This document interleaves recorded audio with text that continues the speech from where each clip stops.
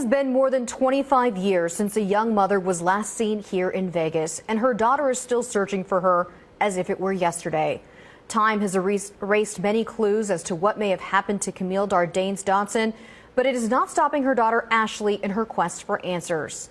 And thanks to an internet crusader Ashley encountered along the way, this case has gone viral. Details, pictures, and even podcasts shared thousands of times. I've thought of her begging for her life, her on her knees crying, does she think of me, like horrible things. And it keeps me up some nights. Ashley Dotson has lived most of her life wondering what happened to her mom, Camille Dotson. She grew up in Chicago, a straight-A student and semi-pro ice skater. She was, by all accounts, a vivacious, captivating young woman, but someone who could not escape her troubles. Me and my father didn't talk about it. So I didn't know anything until around I was 18. MySpace was out, and I got in touch with my mom's best friend, and she had found out that my mom had gone missing. Today, most people aware of her case believe Camille is dead. But at whose hand? The estranged husband? The new guy she was staying with? An obsessed regular at the strip club she worked at that was owned by a mobster? Or maybe even a total stranger? And you just see how beautiful she was and how vibrant she was. And like, she's a human and she deserves justice. And if the police aren't going to get it, somebody has to. Gabby Prolu is doing everything she can to bring heat to this long, cold case. We've been emailing every podcast we can find. I've been contacting every YouTuber.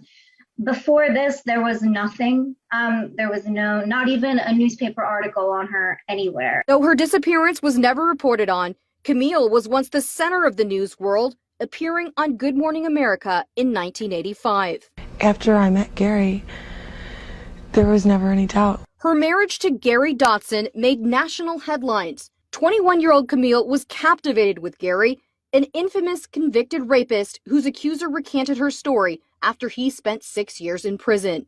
His clemency hearing was open to the public, and though she never met him, Camille approached him at that hearing, and they started dating after his release. We want to be left alone like anybody else. The love and marriage did not last. Camille moved to Vegas, where her mother lived, to get herself and Ashley away from Gary after he was arrested for beating her.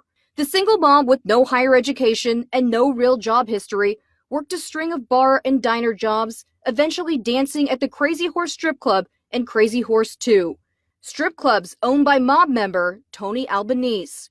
Ashley's grandma moved her back to Chicago when Camille got caught in a downward spiral, marrying another abusive husband, becoming addicted to drugs, and eventually turning to prostitution. We know she was arrested on September 3rd, 1994.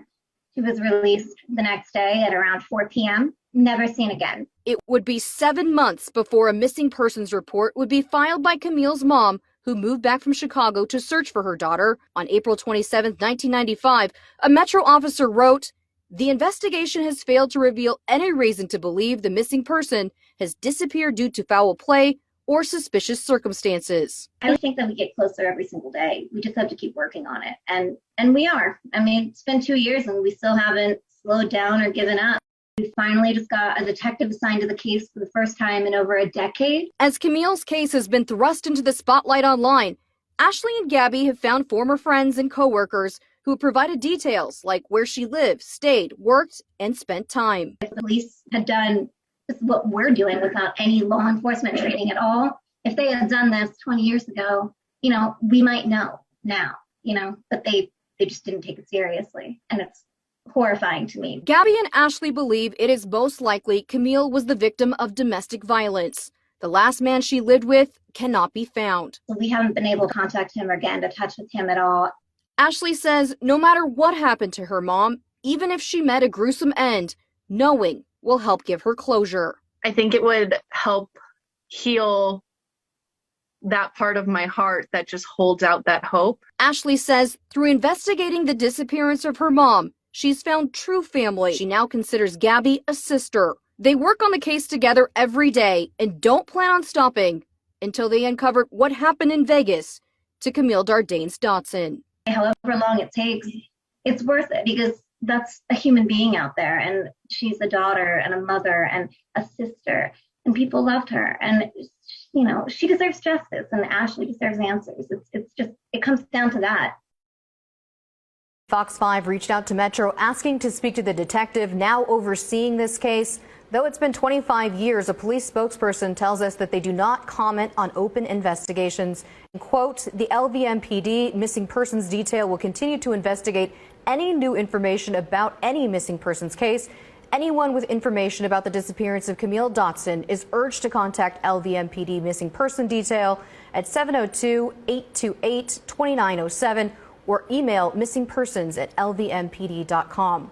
Of course, if you do have any information about Camille, no matter how unimportant it may seem, Gabby and Ashley would also like to hear from you at findcamille@yahoo.com.